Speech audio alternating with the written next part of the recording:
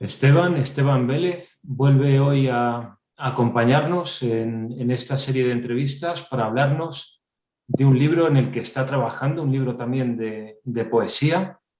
Para quienes hayan visto la entrevista anterior sabrán que Esteban Vélez es el autor de un libro de poesía titulado Adagios Nocturnos, donde recoge influencia de Rimbaud. Ahora, Esteban, estás trabajando en un libro nuevo de poesía que va a salir próximamente. Háblanos un poco de él. Pues muy buenas tardes para todos, definitivamente desde aquí en Colombia. Buenas tardes. El libro que se está preparando actualmente es una selección de poesía escrita en el transcurso de aproximadamente unos 10 años. Este libro tiene una influencia relacionada al surrealismo. Yo hice como parte de algo que es como el movimiento surrealista en la ciudad de Medellín, ya recibiendo clases como con maestros y otra cosa, de escritores que pertenecían al surrealismo de su tiempo, es decir, en la época del surrealismo, a principios del siglo XX y mediados del mismo. Entonces, como heredero de ese legado, han quedado algunos poemas, y esos poemas están en el libro que lleva por título Genie de Leclerc, que el libro se inspira en un poema de René Char, que se llama Le Visage, le aire de Leclerc, que traduce al español El rostro aéreo del relámpago. Este libro está inspirado en este poema y como tal lleva el nombre de Genie de Leclerc, o genio del relámpago, de la tormenta. En sí es un libro cargado de metafísica y una fuerza mágica, podría decirse, de la poesía como tal, en su sentido onírico, en su sentido hablado, expresando situaciones magníficas, mágicas, propiamente no podríamos llamarlas surrealistas, pero sí cercanas. Muy bien, me surgen varias preguntas, Esteban. El surrealismo y todos los movimientos relacionados con el absurdo surgen a finales del siglo XIX, principios del siglo XX, sobre todo con las vanguardias, y bueno, ahí destaca, por ejemplo, Kafka, ¿no? Al mismo tiempo, tú tienes influencia de Rimbaud, de Baudelaire, que son los poetas malditos de Francia. ¿Tú ves una relación entre el movimiento decadente maldito de finales del siglo XIX y el movimiento vanguardista y surrealista de principios del siglo XX? Sí, por supuesto que sí, porque sin duda alguna el movimiento surrealista como tal, no como tal una relación definida, más como tampoco podríamos llamarlo confrontación, más bien como un encuentro entre ambas corrientes. Un encuentro entre ambas corrientes, porque como tal el surrealismo hace parte pues del arte moderno, y el vanguardismo pues también a la par. Entonces, sin embargo, es como un encuentro más que una relación, o que quizás una confrontación. ¿Puedes detallar un poco en qué se plasma la influencia de la poesía maldita y en qué se plasma la influencia de la vanguardia, del surrealismo? ¿Algún rasgo? Sí, por supuesto. La poesía maldita como tal se enmarca en la obra como la influencia de la bohemia y del transitar en la ciudad y la vivencia poética y todo lo relacionado con la noche y con la bohemia como tal y el desapego de la normatividad exigida dentro de los cánones de comportamiento moral y demás, que a través de la poesía se ven plenamente reflejados allí, en estos poemas. Y como tal del vanguardismo, pues del vanguardismo vemos mucha, en el surrealismo vemos mucha irreverencia, vemos también incluso un poco de sentido contestatario y rebelde. Entonces ahí esos son rasgos definitivos en la obra, como que eh, se toman esas manifestaciones o esos rasgos específicos de cada una de estas expresiones de estos respectivos movimientos para la obra, ¿no? De alguna manera también comentábamos en la entrevista anterior que muchos de aquellos escritores malditos de finales del siglo XIX, incluyendo Oscar Wilde que mencionábamos, de alguna manera ellos pagaron un precio por ser rebeldes, inconformistas, por no seguir las normas de una sociedad que era muy opresiva en aquel momento.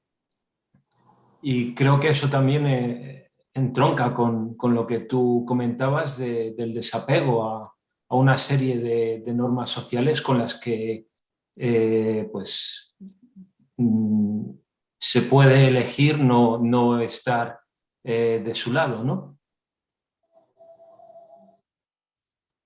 Sí, de hecho, todas las artes, en sí, la pintura, la literatura, la poesía, pero no todas, en específico algunas como, es decir, a través de la pintura y la poesía se puede reflejar eh, más digamos, esta inconformidad, esta desazón con lo impuesto en la sociedad. Actualmente vemos cómo se nos cómo se nos da una verdad o se nos da a conocer o se nos da a conocer una información sobre, sobre lo que ocurre en el mundo, por ejemplo. Eh, y, y los estados o el orden establecido pretende que todos se queden con esa información que se les ha dado, con esas reglas que se les ha impuesto, con ese control que se les está imponiendo como tal. Entonces, eh, realmente la influencia de todos los movimientos a través de la historia, en la posibilidad de a través de la creación, manifestar la realidad de lo que verdaderamente puede ser algo eh, más verdadero, más cercano, ¿cierto? No lo que los medios de comunicación nos dan, no lo que el Estado impone, sino lo que el humano como tal quiere y, y puede tener en su comportamiento habitual, diariamente. A lo que me refiero es que a través de la poesía es la mejor forma de manifestar esa desazón, porque, digamos, ejemplificando, frente a un ensayo no podrías precisamente expresar lo mismo que mediante el poema, porque el ensayo te lleva a describir una situación específicamente como acontece, incluso con riesgo de autocensurarse. El poema no, el poema surge, fluye con la palabra poética pero sin embargo lleva impreso o plenamente enraizado el sentido del poema. Como lo escribiste, estabas pensando en algo específicamente. Y en ese algo era, por ejemplo, digamos, un disgusto con el orden moral establecido, por ejemplo. Que para la época de escritores como Oscar Wilde era corrosivo y peligroso también, porque conllevaba condenas reales frente a un individuo que decidía manifestar algo que hoy podemos concebir como el libre desarrollo de la personalidad.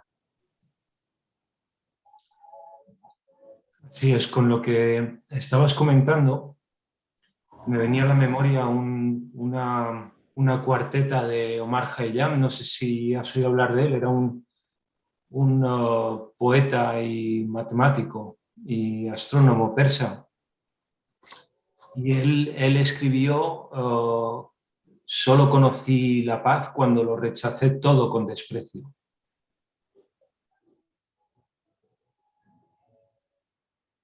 Solo conocí la paz cuando lo rechacé todo con desprecio.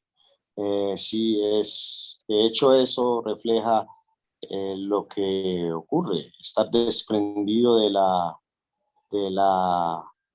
realidad moral que se nos ha impuesto, del modelo educativo con el que se nos ha formado. Eh, Eso es, porque nacimos, no nacimos aprendidos en ciertos comportamientos impuestos o dados a conocer por la sociedad como comportamientos correctos. También se puede desaprender todo lo que la sociedad como tal nos ha impuesto bajo el modelo educativo. Esteban, no sé si tienes algún problema con la cámara. Con la cámara. Sí, es que ahora solo veo una foto, no sé si... eh, vale, ahora te veo. Fíjate, eso, lo que estábamos comentando también me trae a la memoria a Nietzsche. Nietzsche proponía básicamente todo un nuevo sistema moral basado en el concepto del superhombre, que no tenía nada que ver con lo que luego cogieron los nazis, ¿no? Pero claro, Nietzsche se daba cuenta de que para instaurar un nuevo sistema moral había que acabar con el antiguo y precisamente por eso se dedicó a tratar de destruir el cristianismo.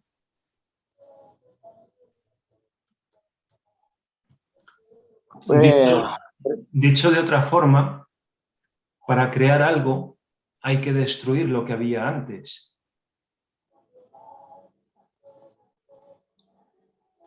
sí, dicho de esta forma, podemos entender que es ahí, desde la postura de Nietzsche, el discurso sobre la voluntad también, allí hay una, digamos, algo que se ve claramente reflejado en en la religión. La religión hace de su voluntad, mas no de la voluntad que le dio por doctrina su fundador, en este caso, el fundador de alguna religión.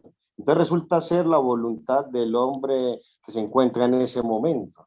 Eh, Ahora bien, el tratar de empezar de nuevo, como destruir nuevamente todo para crearlo de nuevo, es pues desde la postura de Nietzsche no sé qué tan concebible sea, pero realmente desde mi visión no concibo destruir toda la institución, toda una institución creada, más fácil. El discurso de Nietzsche tiene una influencia directa en cada individuo humano. Todo empieza desde la subjetividad, desde el otro y lo que piensa el otro. Entonces, ahí, si el otro quiere hacer su voluntad sobre los otros, imponer su orden, esa es lamentablemente la realidad de la humanidad.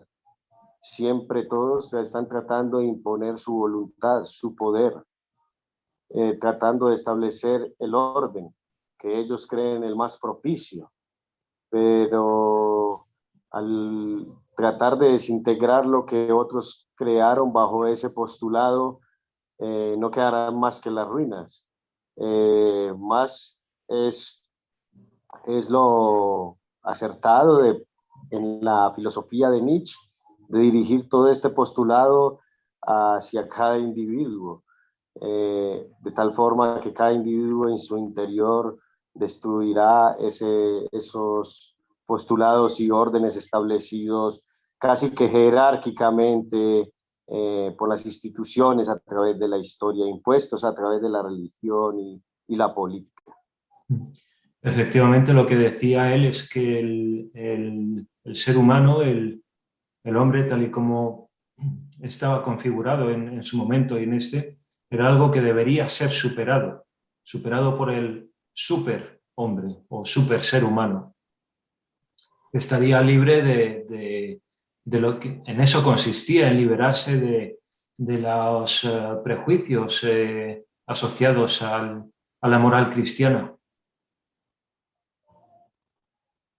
Sí, es preciso porque, como decía hace un momento, el modelo educativo con el que hemos crecido, es decir, el cual se nos ha sido impuesto para ser formados, para vivir en la sociedad, es el que da la institución, pero definitivamente salir de la realidad de lo que imponen las instituciones, iglesia, escuela y demás, pues es algo que verdaderamente todos en la sociedad deberían intentar, y así se evitaría vivir en una sociedad tan autómata. Cada vez vamos en camino a ser autómatas. Desde principios del siglo XX se ve, por decir de esta forma, la automatización del hombre, sujeto al reloj y a las reglas impuestas por la sociedad y sus instituciones. La renuncia a todos estos postulados morales es el principio para destruir, o digamos, yo no diría es tanto destruir, transformar ese ser creado por la sociedad y por la humanidad como tal en su desarrollo como sociedad. Es vital el reconocimiento de lo que realmente somos como seres humanos, porque sin duda alguna yo veo cuando Nietzsche habla de todo su postulado en el superhombre y en el superhombre, es eso, es confrontar por decirlo de esa forma, ese individuo interno, ese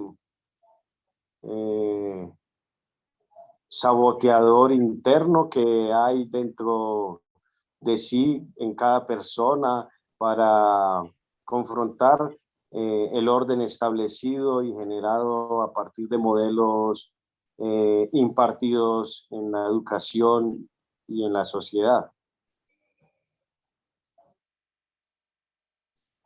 Fíjate, creo que hubiera sido muy interesante si se hubiera podido hacer un debate entre gente como Baudelaire, Rimbaud, Wilde, Nietzsche, lo que hubiera dado eso. Pero bueno, al hilo de lo que comentabas, del automatismo al que nos dirigimos, desde el siglo XX o desde la revolución industrial, fíjate, yo creo que en alguna medida la tecnología y sobre todo las redes sociales han ahondado ese proceso de automatización del ser humano, en el sentido de que, bueno, tienes ahora todo al alcance de tu mano, pero precisamente por eso no te tienes que esforzar, no te esfuerzas en indagar, y además las redes crean una especie de cámara de resonancia en la cual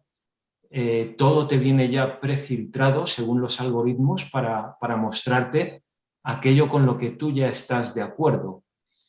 Sin embargo, creo que lo que estamos haciendo ahora es como romper un enorme témpano de hielo, en el sentido de que estamos sacando ideas que mediante la discusión se refinan y se mejoran.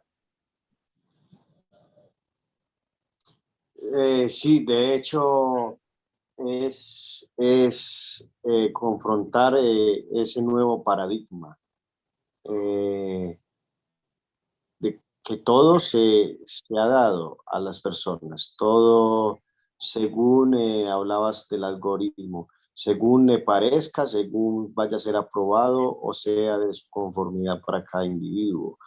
Es una es algo impresionante esto de la inteligencia artificial, porque entonces, ¿cómo saber si realmente es lo que un individuo quiere? Si es lo que prácticamente le ha sido sugerido, dado uh, o sugestionado de una forma casi eh,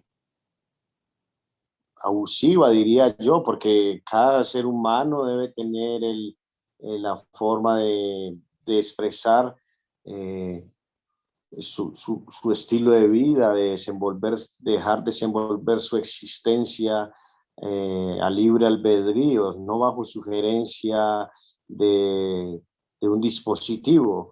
Es lo que vemos ahora, por ejemplo, en la sociedad, actualmente la sociedad norteamericana busca los estilos de vida tradicionales. Las élites en Norteamérica, según un estudio de New York Times, buscan el estilo de vida tradicional, escapar del uso de los dispositivos y esto va a ser el uso de los dispositivos y el hecho de estar supeditado a la predisposición o pre-reconocimiento o reconocimiento de una inteligencia artificial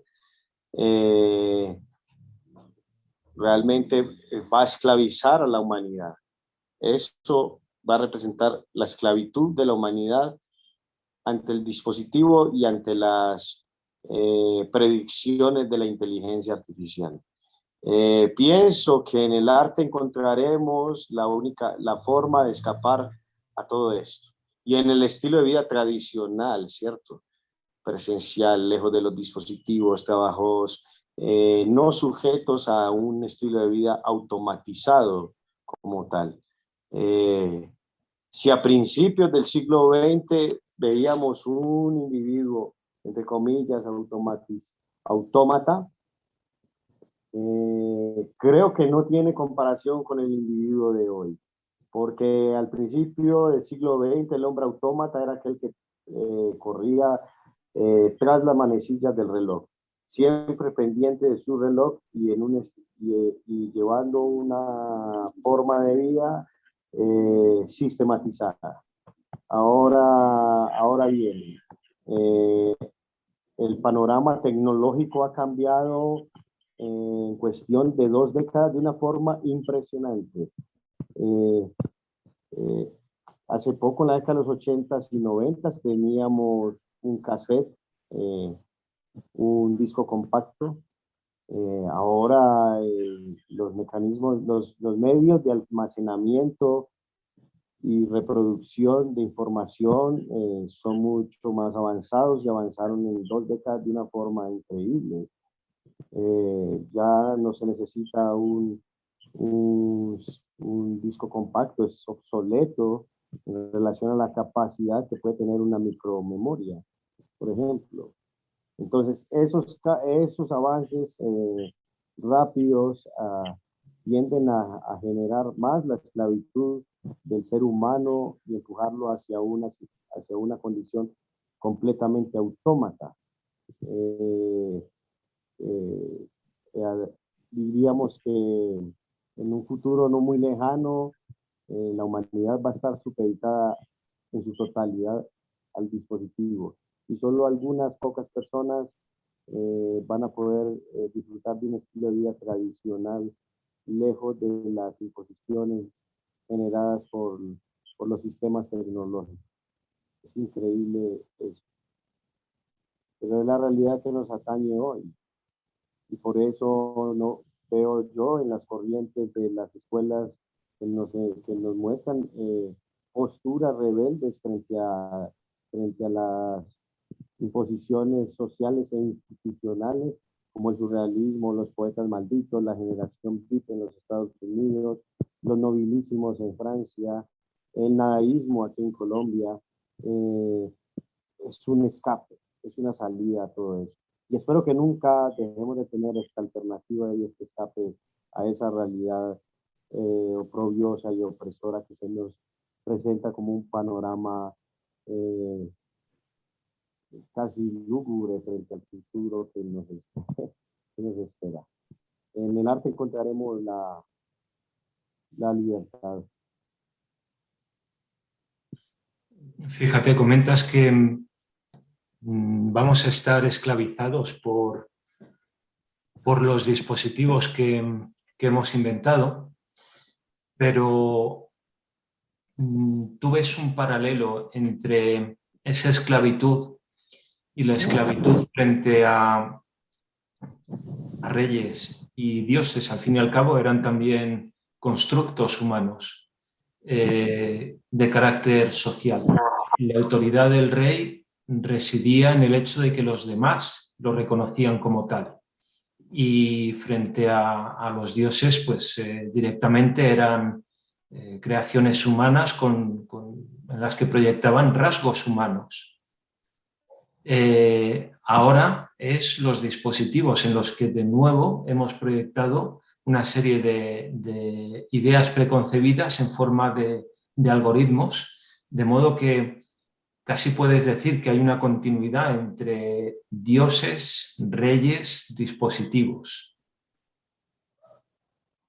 Sí, de hecho, es una buena relación sobre esa continuidad entre esclavitud y Esteban, ¿tú me oyes bien? Se te oye muy, muy bajo. sí, que Ahora bien.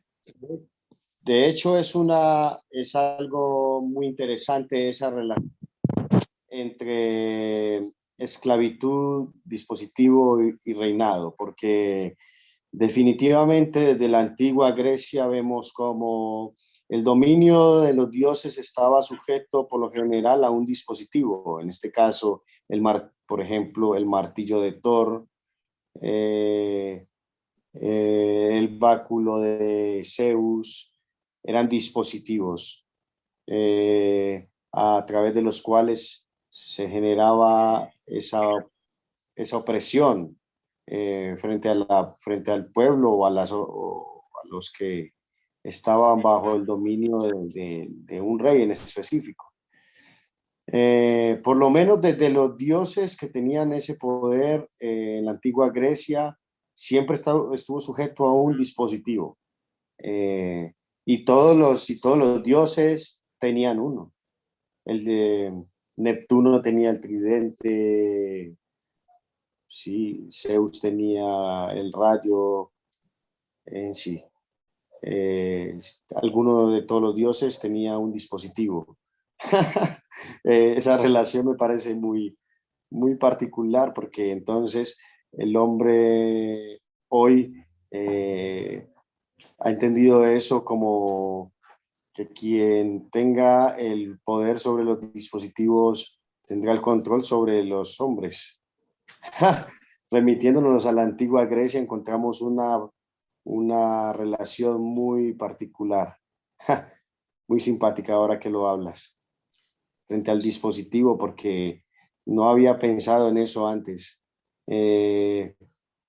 Sí, en la antigua Grecia pues también estuvieron sujetos al dispositivo de poder utilizado por los dioses y posteriormente por los héroes que no eran dioses sino hombres.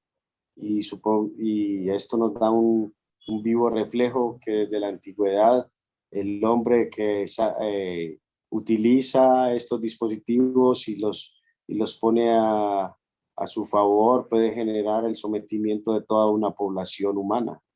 Es increíble. Fíjate, hablabas del rayo de Zeus, el martillo de Thor, el tridente de Neptuno, Poseidón. Efectivamente, los dioses tenían una serie de atributos remontándonos hasta los sumerios, los dioses que llamaban Anunnakis. Tenían, en ocasiones lo puedes denominar un artefacto o bien un atributo como un tocado para cabeza, ¿no? Pero es que Moisés también tenía las tablas de la ley, los 10 mandamientos, bajó del monte Sinaí con las leyes. Entonces también puedes considerarlo el artefacto, el atributo de poder. Eh, pues si hablamos específicamente de los 10 mandamientos, no lo considero tanto un artefacto, sino como un, un, un medio para generar control sobre una población que, como dice la historia, antes de ser dados los 10 mandamientos, se encontraban en orgías, en alabanzas idolátricas a becerros de oro. Según esos comportamientos, esos son los verdaderos y reales comportamientos del ser humano. Y en este caso, estas tablillas de los mandamientos fueron dadas simplemente como un control predispuesto por un individuo en específico o por algún organismo de poder en específico. Podríamos hablar de la escritura cuneiforme y bueno, pues con las tablillas sumerias que fueron las primeras reglas de vida en sociedad. ¿Recuerdas el nombre? Sí, las tablillas de arcilla con caracteres picudos, cuneiformes. Sí, el hallazgo de la biblioteca de Sargón y la épica de Gilgamesh y todo eso, sí. Sí, estas tablillas pues fueron el primer, digamos, forma de comportamiento sugerido para la humanidad.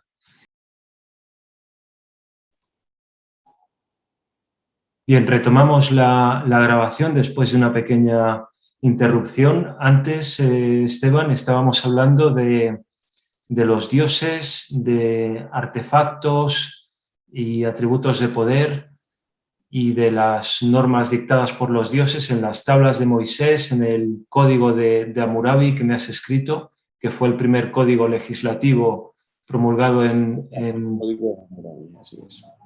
Babilonia. No sé si querías añadir algo más sobre ese tema. Como tal sobre ese tema, no, porque sabemos que la sociedad como tal debería tener un orden, pero no sabemos si ese orden precisamente es el orden que debe ser o el que corresponde a lo que realmente no, pues, no es como una imposición de poder. Es lo que queda por agregar. no sabemos si las normas por las cuales estamos regidos corresponden a lo que verdaderamente debería ser, o solo es una impostura del poder, una imposición del poder. Fíjate, decía también Kant que el ser humano es el único animal que necesita amos, es el único animal que es esclavo por vocación. Y yo creo que eso lo puedes ver en lo que comentábamos antes, que desde el principio de la civilización hemos creado dioses, reyes y efectivamente ahora los dispositivos que nos controlan 24/7. Por supuesto. Al entender esto, debemos reconocer la realidad de lo que somos como humanos, entes, digamos, partícipes de una sociedad globalizada actualmente y más numerosa. Y como hacíamos la relación, si se daba en la antigüedad, ahora con más razón, que las personas o las instituciones que tienen el poder van a reconocer en los dispositivos, sin duda alguna, un mecanismo de control, por decirlo de esta forma. Sí, el Big Brother, por ejemplo, nos muestra un ejemplo de ello, de cómo los mecanismos de control frente a la población se usan y se seguirán usando como formas de opresión y restricción moral para el individuo humano. Ese es el paso principal para la automatización del ser humano como tal, el control sobre sus comportamientos morales y éticos, que aparentemente, según los postulados establecidos por los modelos educativos, pueden ser los mejores comportamientos, pero como lo dije hace un momento, no sabemos si propiamente esas imposiciones sean las que le correspondan a la humanidad. Ahora que hablaba sobre los Anunnaki y todo eso, se sugiere por parte de algunos estudiosos o teóricos actualmente que esos posibles métodos de control se deban a entidades otras razas, no sé, algunos le atribuyen esto a los extraterrestres, yo no lo creo así, lo creo de cualquier individuo humano y su deseo de poder, el tratar de dominar a otro. ¿Cómo? A través de las imposiciones morales, éticas y normatividades de control. El control poblacional se ve desde la antigüedad y hoy con mucha más razón. Has mencionado Anunnakis y alienígenas. Yo no sé si tú conoces las ideas, las teorías de Sitchin, Zecharia Sitchin. Sí. Creo que eso daría para un programa especial, pero bueno, no vamos a entrar ahí. Es también interesante, ¿no? Sea lo que tenga detrás, es una idea interesante. Sí, sin duda. Bueno, volviendo al libro Genie de Leclerc. Es un libro pues que muy inspirador, de hecho, porque eh, es una clara muestra de expresión poética de la fenomenología de la naturaleza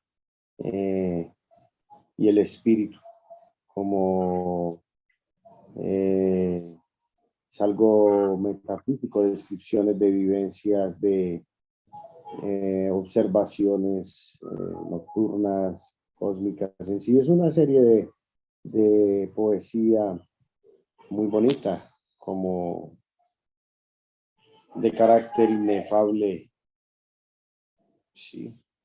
Genie de Leclerc refleja eso. Y también eso de la poesía de Francia eh, y los poetas surrealistas como tal. Fíjate, has mencionado la naturaleza, que ha sido, yo creo que una de las principales fuentes de inspiración para la poesía. Y no solo para la poesía, sino también para la religión, ¿no? Pensemos que muchos fenómenos que causaban asombro a los seres humanos de hace 5.000 años, hoy los podemos explicar. Piensa en la aurora boreal, por ejemplo, cometas, eclipses. Todo eso precisamente es lo que les hacía concebir la existencia de unas fuerzas que controlaban esa fenomenología. Sí, el reconocimiento de esa fenomenología llevó al estudio de la de dichos fenómenos y al descubrimiento de por qué se daban. Al principio de la entrevista has mencionado también un aspecto místico en tus influencias. ¿Hay también algo de mística en tu poesía? Sí, también hay algo como de mística porque es la conexión con el, con el cosmos y con el caminar por los bosques.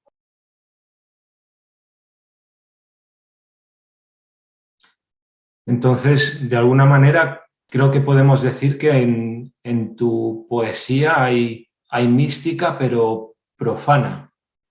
Hay espíritu, pero no Dios.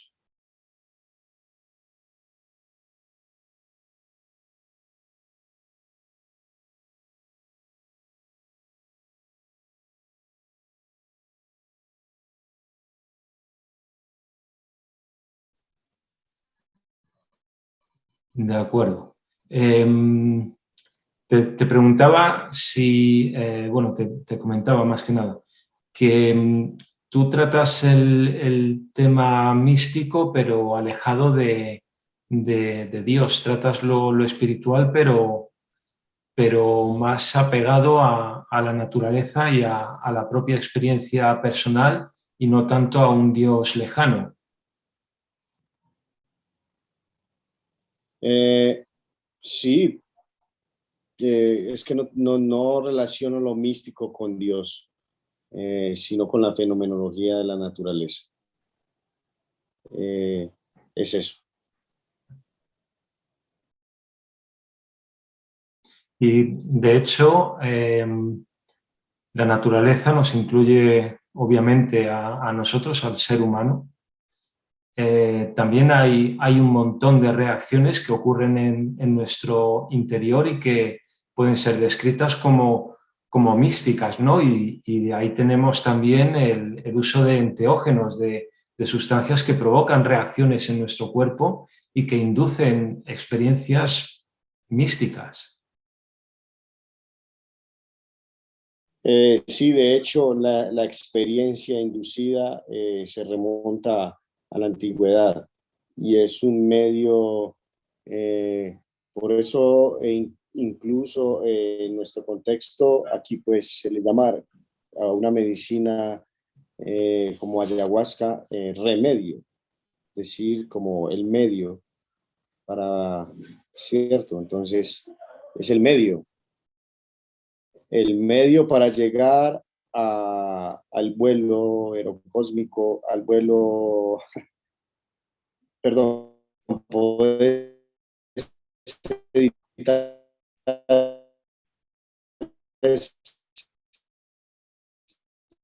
puedes cortar a... ¿Se fue la luz otra vez? No, te oigo. Se oye un poco entrecortado, pero ahora te oigo.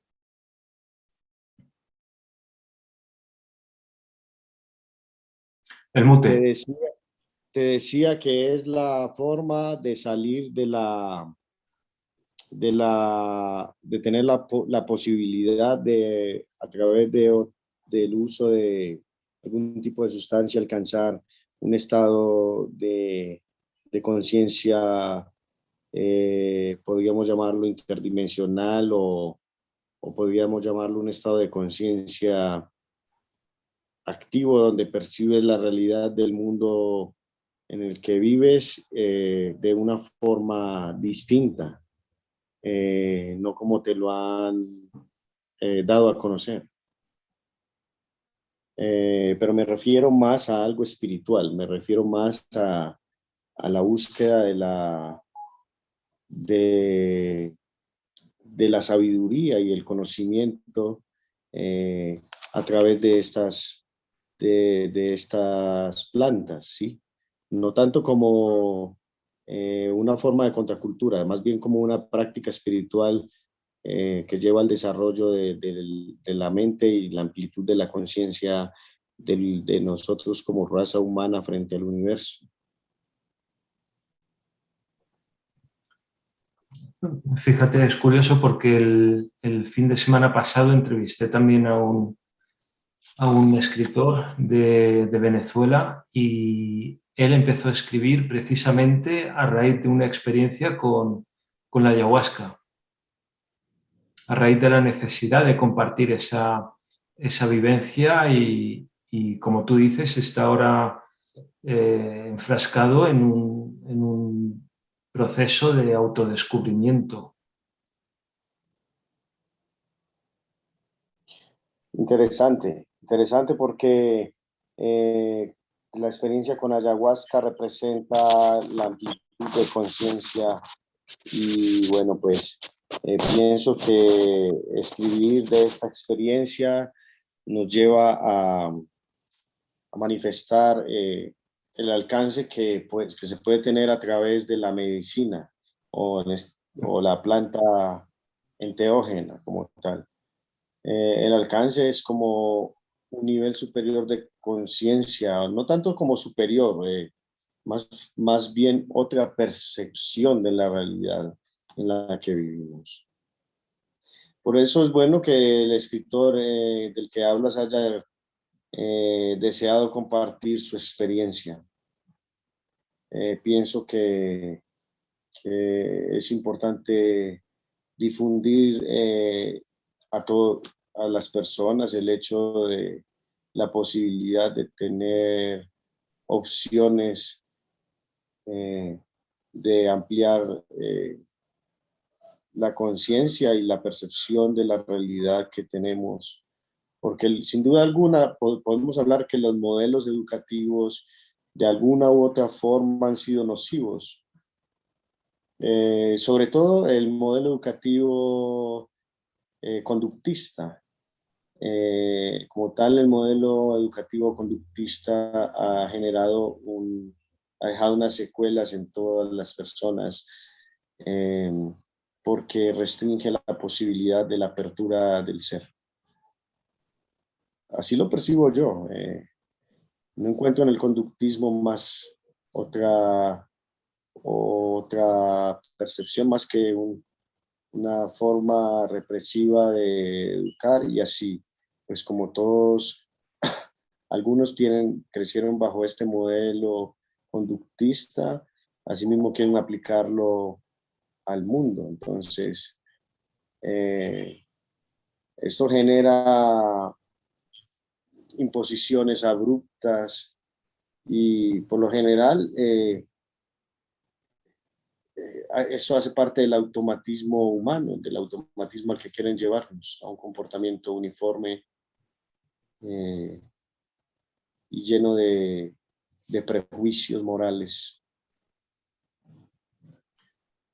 Fíjate, al hilo de lo que comentas, me viene a la memoria la genealogía de la moral de Nietzsche, donde él cuenta que ha habido un proceso de inversión de valores por el cual lo bueno ha pasado a convertirse en malo y lo malo en bueno. De alguna manera tú estás planteando que se nos ha enseñado una serie de cosas que ahora tenemos que desaprender para aprender lo que verdaderamente nos atañe como especie.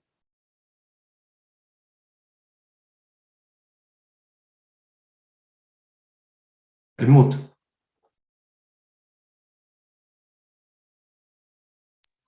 Sí, efectivamente se trata de eso, de desaprender todas esas cosas que nos han sido impuestas, incluso estos modelos educativos, como te digo, han generado secuelas en la sociedad de hoy. Eh, Sin embargo, reconocer la posibilidad de encontrar nuevas posturas a partir del arte, ¿no? De las expresiones reales de lo que somos como seres humanos. Tienes el micro tapado, me parece, Esteban. Sí, cada Ahora. vez estamos... Sí, espérame. Cada vez estamos más lejos de la realidad de lo que somos y cada vez más perdemos ese sentido del humano,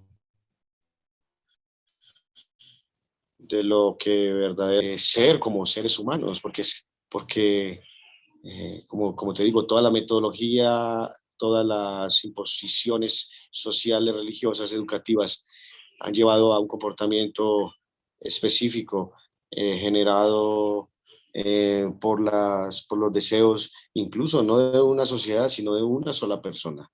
Entonces, desaprender todos esos aspectos que en última son los que terminan generando la guerra, el odio, el racismo, la discriminación y la violencia en el mundo, es por estos modelos que son impuestos, porque yo pienso que si cada persona pudiese vivir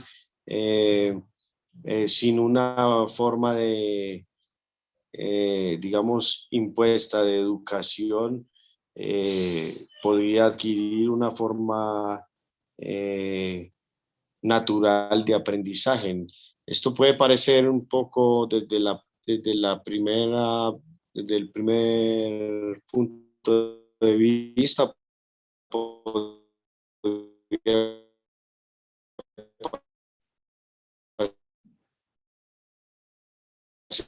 anárquico, Espera, Esteban, pero que no como tal, sin perturbaciones dadas por la religión y la moral. se ha congelado el vídeo, no sé si tú me puedes ver. Ahora.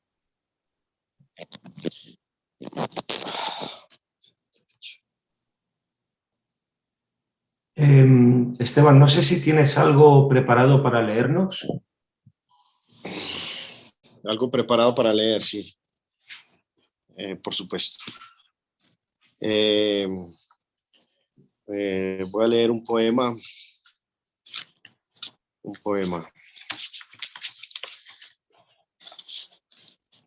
Ficción y realidad.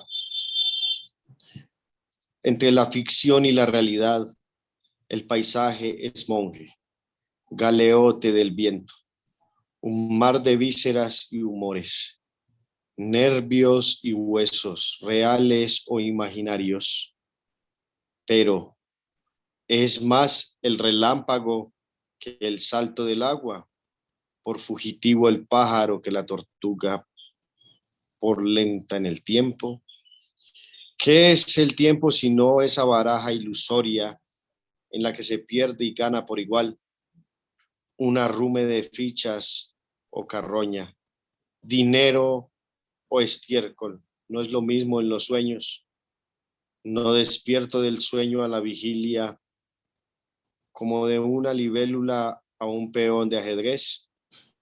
Al soñar, al despertar, ¿dónde está la ficción que a la vez no esté la realidad? Ficción y realidad, el poema. La creación del mundo. El origen de la creación es el deseo de crear que penetra todo lo que llega a existir. Y este deseo de crear proviene del fuego. Que la locura y la ceguera dictan al poeta la vindicación, el elogio del mundo, me dicen. Pues no celebra la charla ociosa de los pájaros a la madrugada y acalla en cambio el tronar de la pólvora en la plaza pública, los mítines políticos y marchas militares, el progreso social de la humanidad. No asegura el deslenguado que 5 negritos cruzando la calle del barrio paran el tráfico mejor que un policía acostado.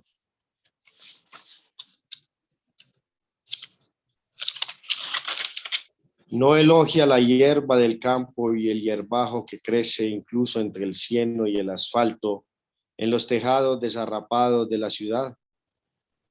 No deberíamos, ciudadanos, meterlos en camisas de fuerza, en la jaula de fieras del circo. Pagaría con un gusto la entrada para admirar al poeta que pone su cabeza en la boca de un león y no al que me aconseja admirar una habichuela, una muchacha de espalda recostada a la ventana. ¿Acaso no alega el insensato que el mundo fue creado por la palabra o el pensamiento, el sueño, la risa, la embriaguez, el sudor, la saliva o la esperma, salvo por la defecación?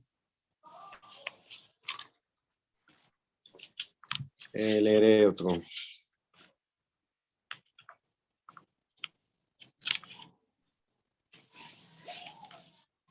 El viajero y su sombra. Igual que el pasado, el futuro prolonga su sombra en el tiempo presente. Pero por eso el viajero persigue a la altura del horizonte solo la luz del sol. La dulce sucesión de unos días apacibles iguales los unos a los otros, áurea mediocridad, donde todo concluye para empezar de nuevo, eterno rondar de la presencia y la ausencia, el ser y el parecer, la sustancia y el accidente. Camina entonces en ese orden de ideas, por el justo medio, precepto de los antiguos, y no vuelvas atrás, a menos que busques perderte en los minutos de arena que separan el sueño y la realidad. Recuerda que la paz es una dádiva incierta que te concede la guerra, recomenzando cada mañana en la oscuridad del vecindario. Y bueno, por último vamos a leer uno más.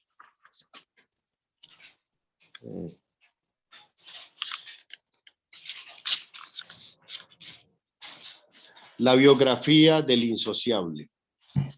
Arrastran los días al insociable en su marejada de recetas ilegibles que le ponen letra a la miopía, música al bostezo y gárgaras a la mañana.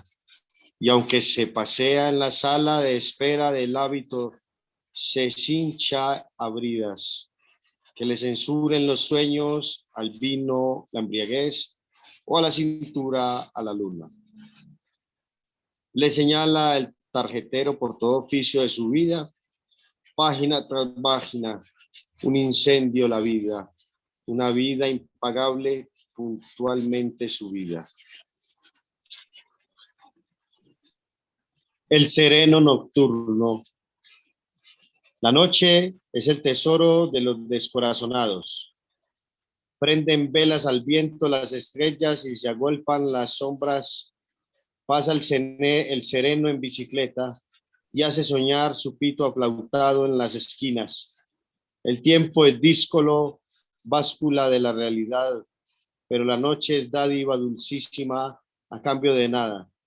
Te otorga cuanto rehúsa a deshoras, el fruto a los pájaros, semillas a la eternidad. Esteban Vélez, poeta con un libro en ciernes. Espero que cuando lo tengas publicado nos avises. Estamos en contacto.